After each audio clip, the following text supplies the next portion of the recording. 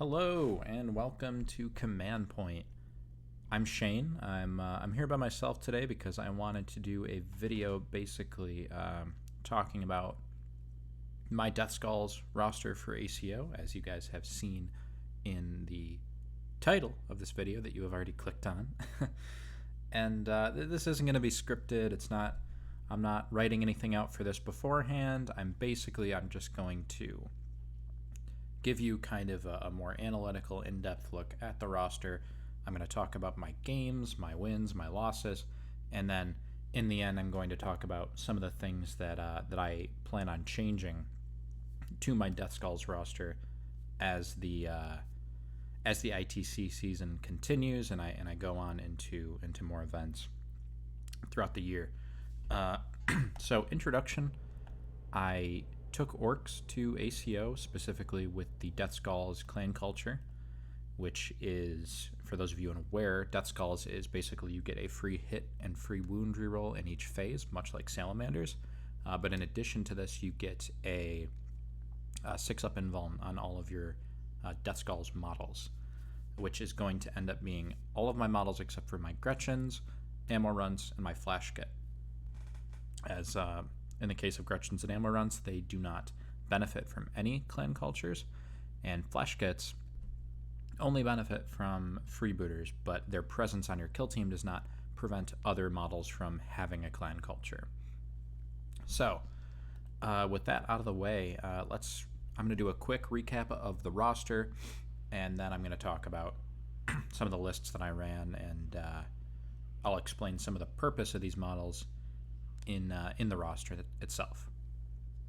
So Grot leader, this was my only leader on the roster. I pondered taking a boss snob leader in instances where for instance, let's say my opponent is running a model that can shoot out of LOS, like the DS8 turret that Tau get, or the air bursting fragmentation that Tau get, or I believe the Hive Guard can shoot out of LOS, and Eliminators used to be able to shoot out of LOS, but they no longer can. Inevitably, I ended up deciding against running a boss knob leader. I just couldn't find the space for him. Although I'll revisit this topic later in the video when I talk about changes, because I might go back to it later on. My specialists, but just about half of my roster is specialists, and really a lot of the list construction came down to which specialists I ran. I've got a demo, boys boss knob with a big choppa and a combi scorcha. This guy featured pretty heavily. I think I ran him every single game. I'm almost certain. No, actually, there were some games where I ran this guy with just the choppa instead of the big choppa just to save points. But yeah, next up I got the heavy flash kit with the Git Find a Squig, Snaz Gun, Slugga. With the Git Find a Squig, he goes up to, basically gets ballistic skill 3, which is just huge. This model did feature every single game. He was my MVP of the tournament, which I kind of expected going in. Even without freebooters, he is such a difficult model to deal with. I would put him up on a high point. I would always keep the 2 ammo runs next to him, whether they're giving him obscurity or just there for the rerolls, and as well as Grot Shield, which is a 2 CP stratagem that I would utilize quite a bit, specifically with the flash kit. He was a monster, and he was my main shooting threat on the roster. Veteran Spec Commando Boss Knob with Power Claw. This guy I never ended up running. It was just for certain deployments where a 6-inch veteran move would have been beneficial, but I just never happened to hit any of those deployments. I guess deployment terrain layout combination. So I would keep him on the roster just in case I ever need that, but never ended up using him at ACO. Combat Knob with a choppa and big choppa. This was if I was up against a T3 heavy team, and I wanted to run like double Scorcha or something, so I would drop the kill saw to a big choppa just to save points in the combat. And then, of course, the combat knob with kill saw choppa. I played with him a lot. I think not every game, I don't think, but almost every game. Maybe it was every game, I don't know. but he's a real can opener. He's really good against Necrons and Marines. And in a lot of lists, I would actually I would have 4 points left over if I took the Big Choppa combat, so I would just typically just upgrade him to a kill saw anyway. So, and then I've got a veteran knob with kill saw Choppa in case I wanted to run double kill saw specialists. A veteran knob with a Big Choppa who featured at about half of my games when I wasn't running the demo Scorcha. And then I've got a demo knob, regular knob, not a boys knob, with Choppa Combi Scorcha, who I would only run if I was going double Combi Scorcha, which I didn't end up doing at ACO. As far as the non-specialists go, 2 ammo runs, they featured every game. Even if I wasn't running the flash kit, which I always did, I would probably still run the 2 ammo runs just because having a couple toughness 3-point bodies is valuable as back objective holders. And rules is written, they technically do get the keep in order bonus, so they can help with morale a little bit. Boss knob, boy with Choppa Combi Scorcha. This is just if I wanted to run this guy as a non-specialist, like if I wanted the veteran or something, or again if I was running double Combi Scorcha, and the demo would be the regular knob. Boy's boss knob with Big Choppa Combi Scorcha. Again, just another iteration of that model to save points somewhere. And then a Commando Boss Knob with Power Claw non-spec, who I did end up running in about half of my games. I even considered running him in the games I didn't end up taking him, just because the ability for him to deep strike for 1 CP is really useful against gunline teams where I can, I guess, like throw him out there and set up a turn 2 charge. I was able to do this in a couple of my games, and he was really useful for that. And he's hard to take off the board too, especially if he's obscured. He gets that additional -1 on the hit roll. I've got 3 knobs with Big Choppas and Choppas just to fill out, basically. They were kind of my go-to standard guys. I do have a non-spec knob with a kill saw in case I wanted 2 kill saws while still having the demo spec. And then I've got 2 Orc Boys at the bottom, one with a Big Shooter and one with a Choppa and Slugga. And I never ended up running either of the Orc Boys. They basically were just there to... I don't even know what situation I would have taken them, to be honest. If I'm against T3 where they do okay, I would probably just run more Big Choppa guys. I will say their presence on my roster did make people think... People are so unused to seeing Orcs without any Orc Boys that I think a lot of my opponents would look at the roster, see those boys, and just assume that they were going to be on the list that I took. And it might bait people into approaching the matchup in more of a anti-horde approach, which is not the way that you want to approach facing my DEATHSKULLS here. So that's the list. I'm going to talk briefly about my games and basically how my tournament run ended up going. My first game of day 1, and there was 8 rounds to this tournament, so I played 8 games over 2 days.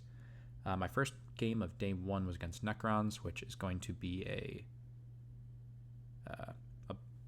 pattern that you're going to pick up on because I played NECRONS in 4 of my 8 games, which I was saying to some people before the tournament, I really hope I don't have to play NECRONS more than 2 or 3 times. Inevitably, I had to play them 4 times, which was very unfortunate. But I played against NECRONS in the first game, and this was, I started off 0-1 because I lost to NECRONS. I made some pretty fundamental mistakes in my approach to the game and the way that I took secondaries. Rather than going for more of a non-confrontational approach, I ended up going with Steadfast because there was an objective near my DZ, which I would have taken again, Bounty Hunters, and Overkill. So 2 of my 3 secondaries were geared towards killing. And turn 1, it was basically just kind of like a standoff. We moved into position. The Necron opponent had a few Lich Guards. It was kind of a standard Novak with a few Lich Guards. There was a 1 Praetorian. There was a few flayed ones sitting in the back lines. I took the demo boss knob boy and outflanked him turn 1 and was able to kill a flayed one with that. So I had a really good start. And then turn 2, there was kind of this big organization of Lich Guards and Praetorians in the middle. or no, I think it was just Lich Guards. Yeah, and I opted to basically on turn one I was able to get some shots with my my flash kit on, and I was able to pop Prime Reanimation Protocol on one of them, where I otherwise would have gotten that kill. But I wasn't able to take any of them out of action. I think if I was able to take them out of action, it could have maybe been a different game. But what happened instead was they survived, took some flesh wounds. Turn two, I basically threw my kill saws into the middle to fight them, which I regret at this time, because what ended up happening was we basically just went to a decisive strike roll-off in the fight phase, and he won the roll-off. And I think whoever won this decisive strike roll-off would have ended up winning the game. He won it, and yeah, I ended up losing both my kill saw knobs that round, and it was basically, it felt pretty impossible to get around that, and I ended up losing barely 16 to 13, or no, it was 18 to 16, so I still got a pretty good points total despite the loss, and that actually put me, while being 0-1, I was 0-1 with, out of all the teams that lost, I had the most points, victory points after round one. So round two, I ended up playing against Necrons again. It was another Novak list, and I approached it a little bit differently this time. I swapped out Bounty Hunters for Survivor, so Steadfast, Survivor, and Overkill. I was able to get Overkill pretty easily just by, keeping my distance, picking my fights, fighting flayed ones instead of Lich Guards if I had the opportunity to, setting up my flash kit in a pretty advantageous position to perch up on a higher area so that he's harder to charge and just kind of rain fire down on the Necrons, and I would occasionally pick a model off this way. Keeping Steadfast and Survivor was really easy because there was a couple objectives in close proximity to my deployment zone, and I could keep my Survivor there and basically force the Necron player to come to me and try and deal with the problem that I was presenting them. And I ended up getting the win there. I think it was a 21-point max. I could be wrong. But I scored a lot of points in this game, and this ended up going really well for me. So round three, again, I play Necrons. This one was very advantageous for me because it was there was 3 objectives in the middle, and there was 1 objective in each deployment zone in a pretty safe spot. So I was able to take Survivor, Steadfast, and I believe it was Overkill, and basically bunker down on the 1 objective that I had and try and pick off Lich Guards as they marched up the field with my flash kit and with my Scorcha. And I used the Commando Boss Knob in this game to deep strike into his back line and threaten his leader and that back objective that he had. So that actually ended up working really well for me because the Commando got in on the Necron Warrior leader, killed him on turn 2. My flash kit was picking some models off, and really the position that I was in, he was never able to charge me. I was always up on one of the pieces of terrain, and that just gave me a huge advantage. So I was able to pick up the win in that game. I think it was 18 to 6. And then in the 4th round, which is the last round of day 1, I played against ASTRA MILITARUM. And this was a matchup I was really scared of. I knew that the guy I was playing against had Gottfried and Pius Forn on his roster. He ended up taking just Gottfried and no Pius, which I was personally pretty happy about. I thought Pius was a really difficult problem for me to solve just because of point-blank Overwatch and the threat that she provides both in melee and with that Flamer. It was just really hard to get onto her or deal with her unless I could get a shot with my flash kit, which is, it can be a toss-up sometimes. So in this game, my flash kit was definitely my MVP. I had him up on a tower, and he was every turn he would be able to get some shots off on guardsmen that were usually, 20 to 18 to 24 inches away. So I'd be hitting on 5s most of the time, but just 1 hit against a guardsman, and then I'm wounding on a 2, and then they don't get an armor save, and then it's a 2 damage injury roll. So my flash kit was really consistently picking up kills or just picking up flesh wounds. The Militarum player ended up doing a triple deep strike with 2 Scions and a Tempester, with the 2 Scion Gunners ending up pretty close to my deployment zone and killing one of my knobs turn 1 with a plasma. I did kind of plan for this by setting up some knobs out of LOS to charge them turn 2 if that happened, and that's exactly what happened. So I was able to shut down that shooting that was threatening my DZ. And again, I had taken Survivor Steadfast Overkill, just bunkering down on one area, really focusing on getting hold 1 and kill 1 for the primary rather than ever trying to contest hold 1, hold more. And then I had a Combi Scorcha, my demo, outflank and try and threaten his backline, which ended up working pretty well. I did have my combat eventually charge Gottfried and a couple other guys, and he was able to reduce Gottfried down to 1 wound, but Gottfried swung back and killed him. And then that demo Combi Scorcher that came in ended up getting onto Gottfried and finishing him off after, I think it was round 3. At which point I had been spreading flesh wounds around enough and hitting some of his bigger models enough that he had to take a break test. And at this point the game was very close, but he failed the break test, rolled higher than a 7, and basically I think his entire team shook outside of maybe 1 sergeant. And that was pretty much the game. Up until then, it was really close. But I was able to just clean up and score my Steadfast, my Survivor, and I think I picked up my last Overkill on that 4th round. And I think I finished with like 18 points again. I was never able to get the bonus on that mission.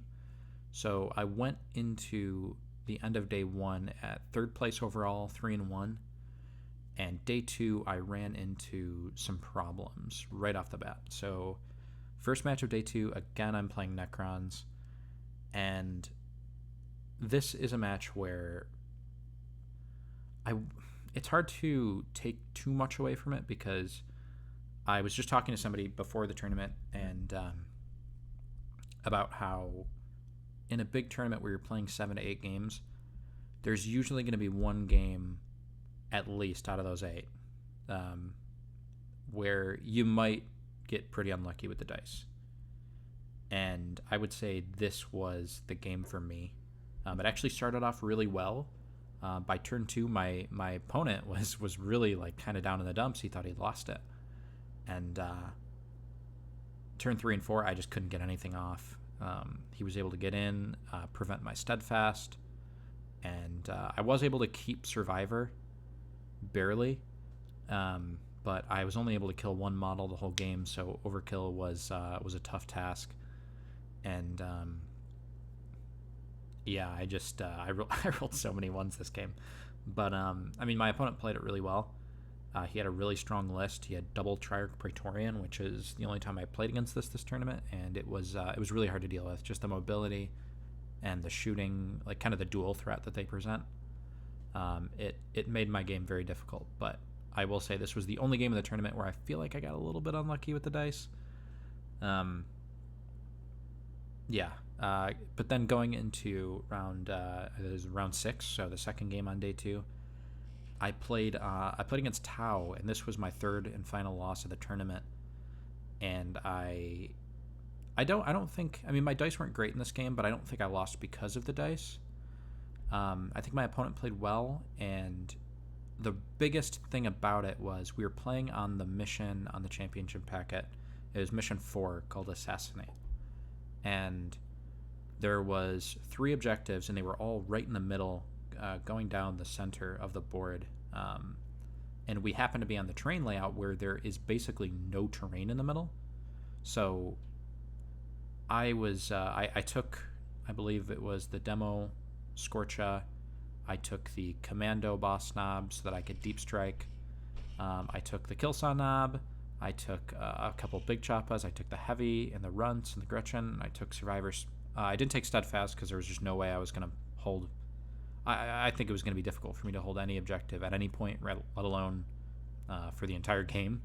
So I believe I took Steadfast, Bounty Hunter, and Overkill, with just the hope that I could get some charges on drones and do that. But I was basically put in a position where if I wanted to be out of LOS, the charges that I was going to have to make to get onto the drones next turn were probably like 10 to 11 inch charges, and I would be within 12 inches of the Gravenhib drone. So those 10, 11 inch charges were minus D3 inches. So, I mean, some of these charges were just impossible. The only way I could have mitigated that was by being an LOS of his rail rifle, his ion rifle, and his crisis suit. And that just would spell basically complete doom for me.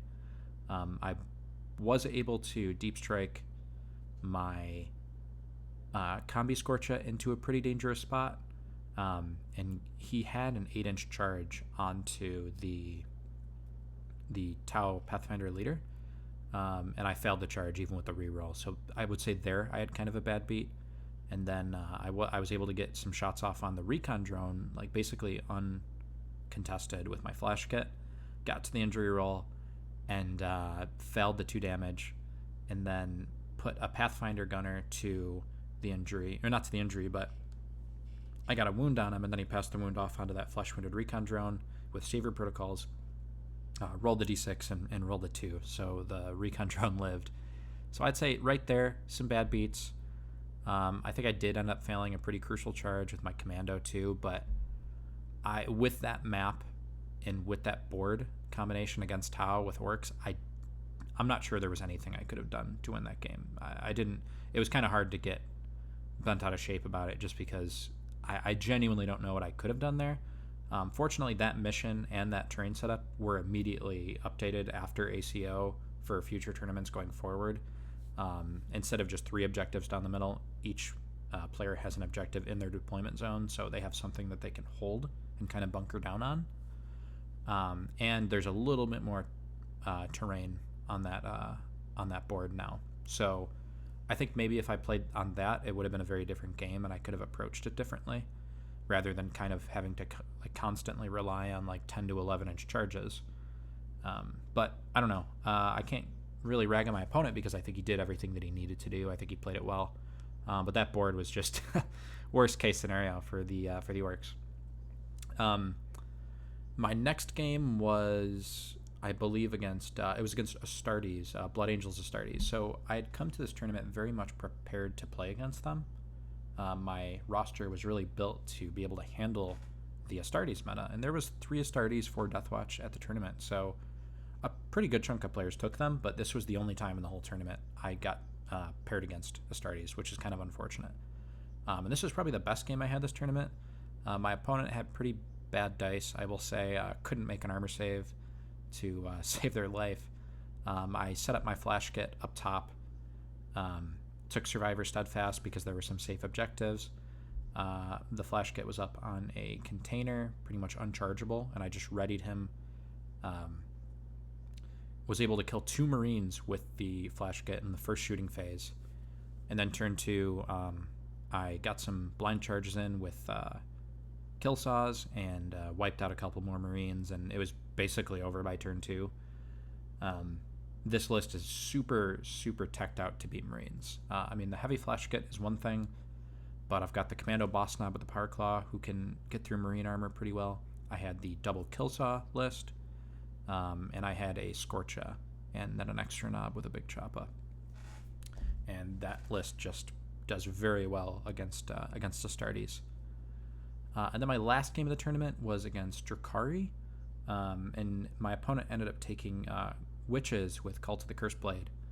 And there was a couple moments in this game where I was genuinely worried that I could have lost, especially turn 2.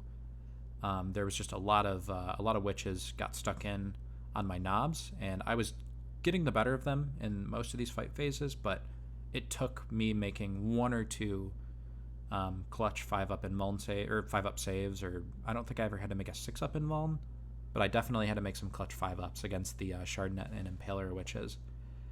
This list here, I took the Combi Scorcha. I used him as an outflank because so I put him in reserves, and there was 2 objectives on the outsides of the map, kind of like hallways almost, with the way the terrain was set up. And my opponent would run up onto those objectives, and then I have basically a free outflank, just 5.1 inches. Well, I would actually put him right outside of 6 to avoid getting shot by plasma grenades. But with a witch running up onto that and getting shot by a Scorcher, there was really nothing that they could do about it. The Flash Kit was able to take an Incubi out of action on turn 1. This was another game, of course, where I went Steadfast Survivor Overkill. After that first turn with the Flash Kit getting a kill, my DRUKHARI opponent very wisely decided to start moving Mandrakes and other models either into combat to protect them from shooting or out of LOS. So I think it was turn 3, I just opted to try and make a charge with the Flash Kit. I think I failed the charge, but I got him onto the objective in the middle, which was pretty crucial.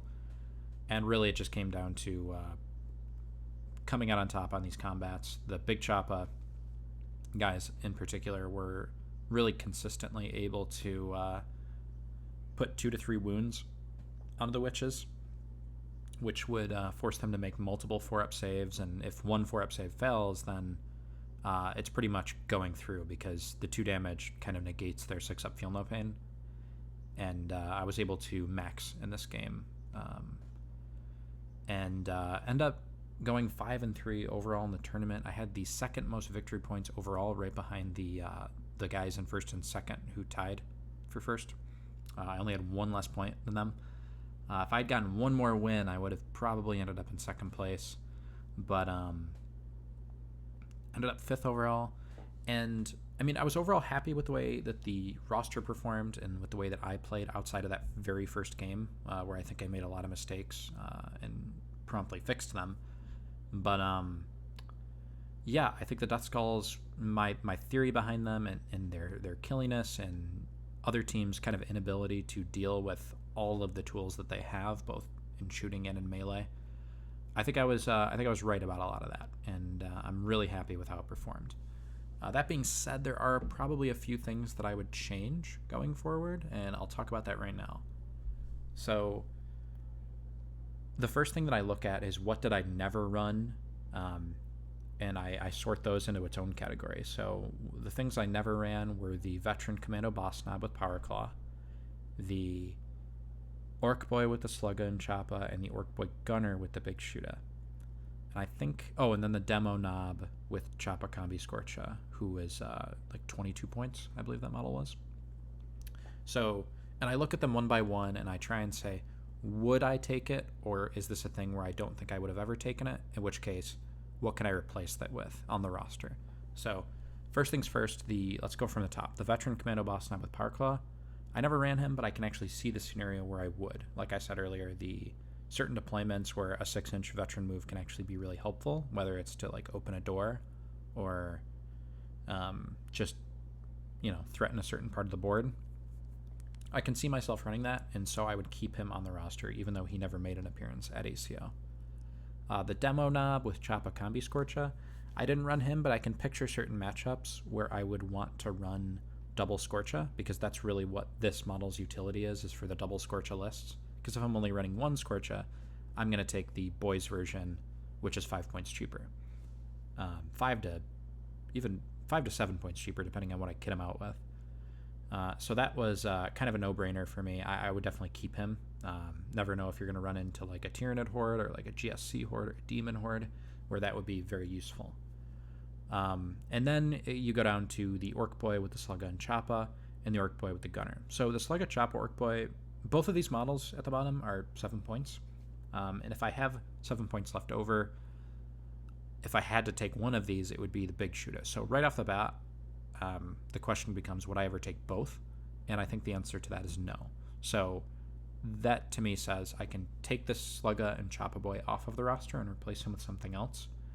And then I ask, would I actually ever have 7 points left over where I would run the Big Shoota anyway? And I think the answer to that is also no. I never even came close to considering it. So this leaves me with 2 slots where I can basically replace these with something else. And right now I'm kind of in the process of figuring out what slots into that. So looking forward, the packet that was used at ACO, the Kill Team Championship pack, there are some changes to it post ACO that will be in effect at the next tournament that I go to. And some of the big ones to me are that the all flamers now are 12-inch range, not just the like flamers that are called flamers, so like even my scorches are 12-inch range. And also they are going to be using the concentrated radius ability, which is, for those of you unaware, that's on arena. Why flamers are doing 2d6 take the highest when they figure out how many shots they get. What's nice about this, though, is that it also it applies to not just auto-hitting weapons, but any weapon with a variable shot. So, like, for instance, what I was thinking about was which might sound sacrilege to some orc players, but I was considering a Luda, specifically a heavy Luda, who would take the place of the flash kit against certain T3 matchups, and matchups where I don't anticipate that I'm going to get any return fire, because that's one thing that the Luda really can't do, is get in a firefight, because if he gets hit, he's probably going to die, because he is, at the end of the day, just an orc boy with a big gun. The Luda with concentrated radius is doing 2d3 shots take the highest, and I can pair that potentially with the more bullets tactic from the heavy specialism, and reliably get 2 to 3 shots. And since he's going to be paired with the 2 ammo runs, much like the flash kit, he is getting, usually on average, with assuming I'm using more bullets, he's getting 3 to 4 shots with 2 ammo run rerolls and a Death Skull reroll. So he's getting a lot of chances to fish for that one hit that he needs. And if he hits with Strength 7, AP 1, Damage 2 against a lot of T3 teams or teams with bad armor saves, he's probably going to get to the injury roll. And 12 points, while that is expensive in a vacuum, it's not too hard for him to make up his points cost. In the situation that I would run him, I would replace the flash kit with him, and I would use the leftover points to upgrade, or not upgrade, but use the leftover points to get another Big Choppa knob. So this would allow me to have 6 melee-focused knobs and still have a 48-inch shooting threat on the board. And I think this is the one situation where I can see myself ever running a Luda, and I can picture the scenarios where it's good. Even against teams that do have some shooting, on certain deployments, you can really leverage that 48-inch range to basically threaten them without much real risk of counterfire.